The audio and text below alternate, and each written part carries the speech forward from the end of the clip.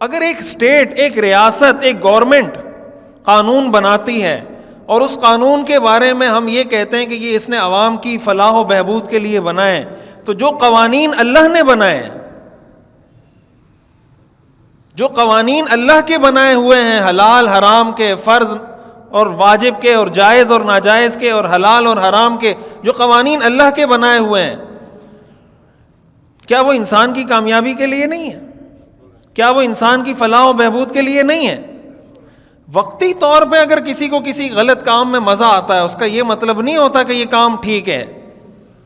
وقتی طور پہ تو کوئی سگنل توڑے گا تو اس کو بھی مزہ آئے گا۔ ہمارے یہاں بعض اوقات ہوتا ہے نا کہ کوئی ٹریفک سارجنٹ کھڑا ہوتا ہے اور وہ سگنل بھی توڑتا ہے، بندہ گاڑی گھما کے کسی جگہ سے نکل آتا ہے، کہتا ہے میں ڈاج دے کے نکل آیا، پتہ ہی نہیں چلا اس کو، مزہ تو آ رہا ہے اس کو، جبھی تو یہ بیان کر رہا ہے نا کہ میں ایسے ڈاج دے کے آ گیا۔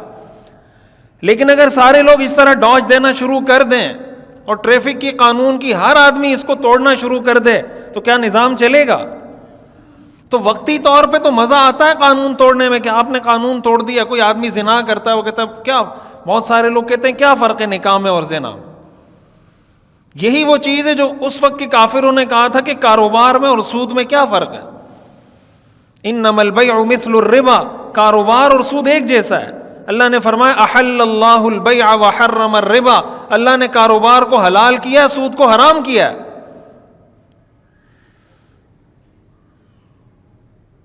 تو یہ بات ہمیں اچھے طریقے سے سمجھنی چاہیے کہ اسلام کے جو احکام ہیں، پہلی بات تو ہمیں یہ سمجھنی چاہیے کہ ہم آزاد نہیں ہیں، اللہ کے مقابلے میں ہم عبد۔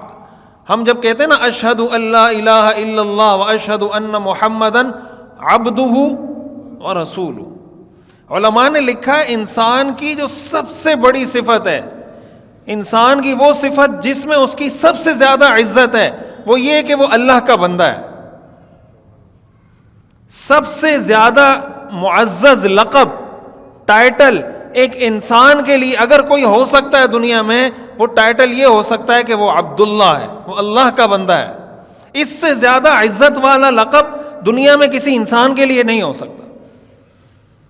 یہی وجہ ہے کہ قرآن کریم میں جب معراج کا واقعہ اللہ نے ذکر کیا نا، 15واں پارہ جہاں سے شروع ہوتا ہے، سبحان الذی اسری بعبدہ لیلا من المسجد الحرام الی المسجد الاقصی، کہ پاک ہے وہ ذات جو اپنے بندے کو رات کے ایک حصے میں مسجد حرام سے مسجد اقصی لے کر گئی۔ یہاں پر اللہ تعالیٰ نے حضور علیہ السلام کی جو صفت ذکر کی ہے وہ عبد ذکر کی ہے۔ اللہ تعالیٰ یہ بھی کہہ سکتے تھے کہ پاک ہے وہ ذات جو محمد صلی اللہ علیہ وسلم کو مسجد اقصی لے کر گئی، یہ بھی کہہ سکتے تھے کہ پاک ہے وہ ذات جو احمد کو مسجد اقصی لے کر گئی، یہ بھی کہہ سکتے تھے کہ پاک ہے وہ ذات جو محمود کو مسجد اقصی لے کر گئی۔